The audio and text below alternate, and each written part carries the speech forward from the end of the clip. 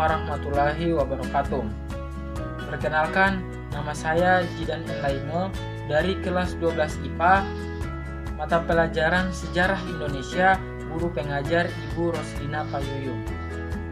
Langsung saja kita akan membahas tentang materi bab 1, yaitu perjuangan menghadapi disintegrasi bangsa. Disintegrasi bangsa ini muncul karena ada beberapa hal. Yang pertama, yaitu ketidakpuasan dengan kebijakan pemerintah pusat. Yang kedua, keinginan membangun negara sendiri atau NKRI. Yang ketiga, konflik berkepanjangan yang berhubungan dengan ideologi. Konflik ini terjadi di Indonesia selama masa tahun dari 1948 sampai 1965. Baiklah, selanjutnya kita akan membahas tentang disintegrasi bangsa yang berhubungan dengan ideologi. Yaitu terjadi beberapa pemberontakan dan ada 3 pemberontakan yang akan saya bahas. Yang pertama yaitu pemberontakan PKI Madiun. Pemberontakan PKI Madiun ini tujuannya ingin mendirikan negara sosialis di Indonesia di Madiun dan menggantikan ideologi Pancasila menjadi ideologi komunis yang dipimpin langsung oleh Musso. Yang kedua, pemberontakan DI dan TII, yaitu pemberontakan Darul Islam dan Tentara Islam Indonesia. Dibentuk karena banyak pihak yang mana kecewa dengan kepemimpinan Soekarno pada saat itu dan tujuannya untuk mendirikan DI dan TI ini yaitu mendirikan negara berbasis Islam. Nah, dipimpin langsung oleh Cato Suwiryo. Selanjutnya kita lanjut ke pemberontakan yang ketiga.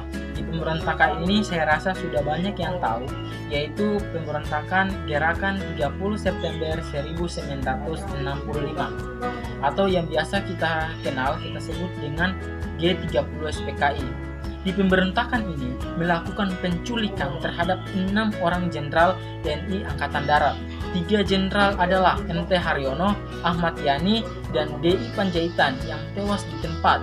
Sedangkan 3 jenderal lainnya seperti Sutoyo Siswomiharjo, Suprato, dan Siswando Parman di bawah masih dalam keadaan hidup lalu dibunuh dan jasad ke-6 jenderal tersebut dimasukkan ke dalam sumur atau di dalam lubang buaya yang ada di Jakarta. Baiklah, itu tadi adalah pemberontak disintegrasi bangsa yang berkaitan dengan ideologi. Selanjutnya kita lanjut ke pemberontak disintegrasi bangsa yang berkaitan dengan kepentingan. Seperti halnya yang tadi terjadi pemberontakan, ini pun sama, yaitu pemberontakan yang pertama ada pemberontakan APRA. Tujuannya yaitu Westerling bekerja sama dengan Sultan Hamid II membentuk APRA dan melakukan kudeta terhadap pemerintah Republik Indonesia. Pemimpin dari pemberontakan APRA ini adalah Westerling. Kita lanjut kedua, pemberontakan Andi Agis. Peristiwa Andi Agis berawal dari tuntutan Kapten Andi Agis dengan pasukan Belanda di Indonesia terhadap Indonesia agar hanya mereka yang dijadikan pasukan APRIS.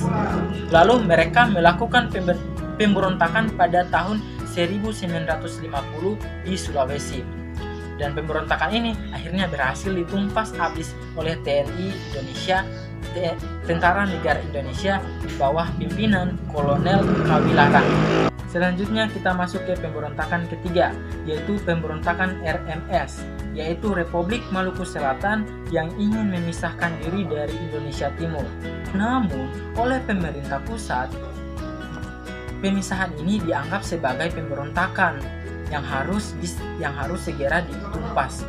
Nah, tokoh-tokoh yang ada di dalam situ ada Soe Mokil salah satunya. Terus yang keempat, pemberontakan PRRI yang dipimpin Letkol Ahmad Hussein. Yang kelima, ada pemberontakan Premesta yang dipimpin Letkol Venja Samuel. Intinya, di pemberontakan ini terjadi karena ada konflik-konflik yang bertolak belakang, seperti adanya ketidakkeadilan, sampai adanya kekecewaan, dan makanya terjadilah pemberontakan seperti itu.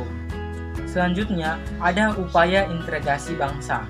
Menurut Howard Wirtz, integrasi sama dengan penyatuan bangsa atau suku berbeda-beda dari suatu menjadi satu kesatuan yang untuk menjadi satu bangsa. Dan ada beberapa faktor. Nah, ada faktor pendorong dan faktor penghambat. Yaitu faktor pendorong yang pertama, faktor sejarah bangsa yang menumbuhkan rasa senasib. Yang kedua, keinginan bersatu.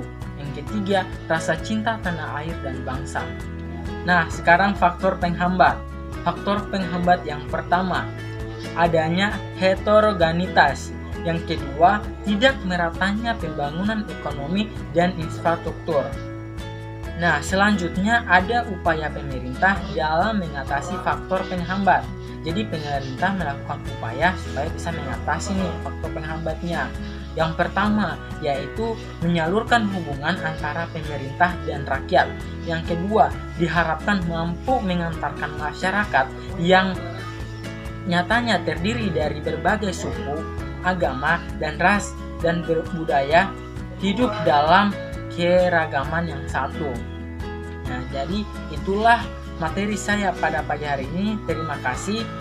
Kita sudah membahas banyak tentang integrasi bangsa Indonesia ini, tentang faktor-faktornya, ada pemberontakannya. Saya rasa sudah cukup.